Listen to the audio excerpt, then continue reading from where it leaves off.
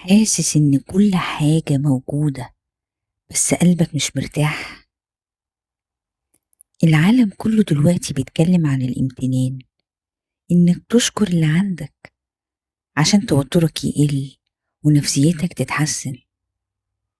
بس السؤال، ليه ربنا خلاك تقول الحمد لله رب العالمين 17 مرة كل يوم؟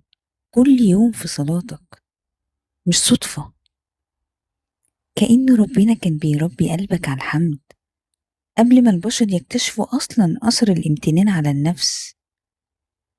بس الفرق كبير، الامتنان وسيلة عشان ترتاح وتتخلص من التوتر، لكن الحمد عبادة لرب يستحق. الامتنان بيقولك أنا عندي نعم، لكن الحمد بيقولك أنا ليا رب رحيم ودود ويستحق الحمد في كل حال.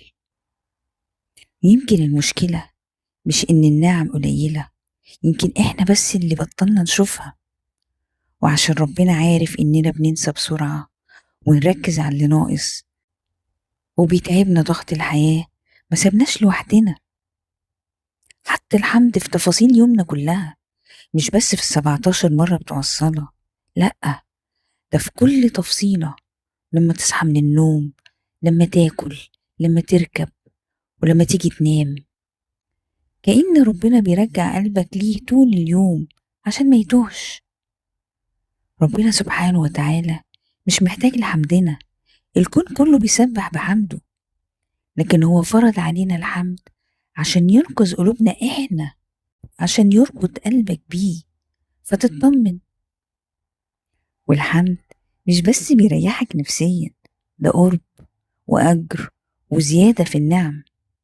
حتى لما ربنا أمرك بالحمد كان الأمر في مصلحتك انت.